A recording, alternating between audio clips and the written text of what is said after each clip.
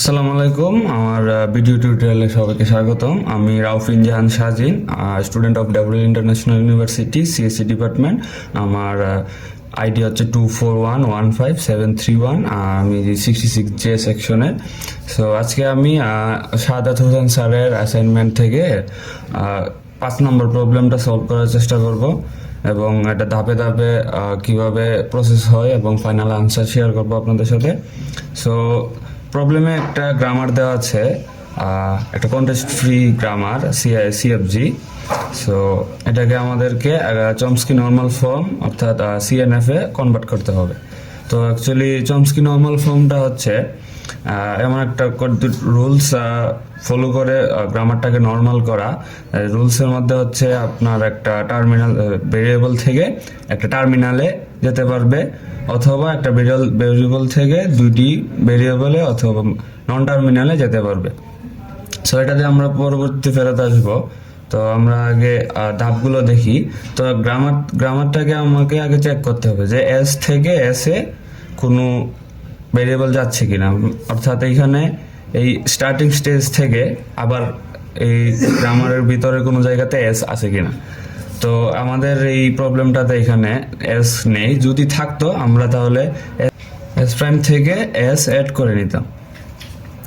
So এখানে যেহেতু নাই, এটা নিয়ে আমাদের কাজ করতে হচ্ছে না। তো পরবর্তী স্টেপে আমরা এপসাইলন রিমুভ করব।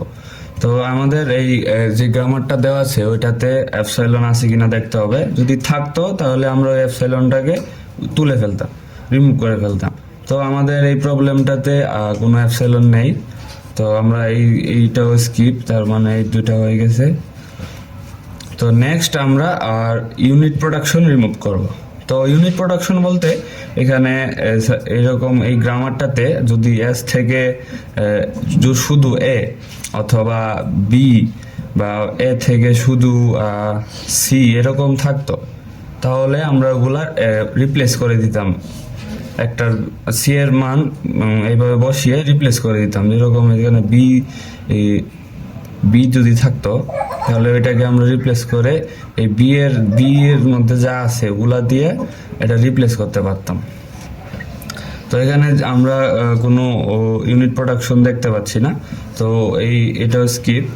তাহলে তারপরে আমাদের হচ্ছে নর্মাল ফর্মের যে রুলসটা আমরা বলেছিলাম, তো ওই রুলসটা ফলো করব। এই রুলসের মধ্যে অ্যাকচুয়ালি আমাদেরকে এই ফরম্যাটে আনতে হবে। তো আমরা আনার জন্য কি করতে পারি, আমাদের একটা টার্মিনাল যদি থাকে, ওই টার্মিনালের সাথে নন টার্মিনাল যদি থাকে, ওই টার্মিনালটাকে নন টার্মিনাল একটা ভেরিয়েবল ধরে নিতে হবে।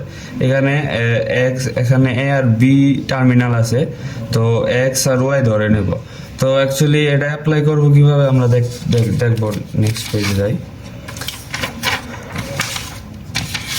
তো আমাদের এই গ্রামারটাতে আমরা দেখব যে আমরা এই এ আর বি কোথায় কোথায় আর নন টার্মিনাল এবং টার্মিনাল একসাথে আছে, ওগুলাকে দুইটাকেই নন টার্মিনাল বানাতে হবে। তো আমরা এখানে এই যে পাইলাম একটা নন টার্মিনাল এবং একটা ভেরিয়েবল একসাথে, আর এখানে পাইলাম সো এ বি টার্মিনাল কিন্তু কারোর সাথে কোনো নন টার্মিনালের সাথে নেই। তো আমরা এখানে শুধু এই নন টার্মিনাল এ কে এক্স ধরে নেব, এক্স ধরে এক রিপ্লেস করে দিব। তো এখানে ফাইনাল আনসারটা হবে এরকম যে আমরা এখানে টার্মিনালের সাথে বি ছিল, আমরা এই টার্মিনালটাকে যেহেতু এক্স ধরে নিছি, এক্স ভেরিয়েবল ধরে নিছি, ওই ভেরিয়েবল ধরে এখানে রিপ্লেস করে দিছি এবং শেষে কোন নন টার্মিনালটাকে আমরা ভেরিয়েবল ধরছি ওইটা দিয়ে দিতে হবে। তো এখানে আমরা দেখতে পাচ্ছি যে আমরা বি যে ওয়াই এটা ইউজ করতে হয়েছে না, কারণ আমাদের বি কোথাও ভেরিয়েবলের সাথে নেই। সো এটাই হচ্ছে আমাদের final answer. So I hope আর আমি বুঝাতে পেরেছি।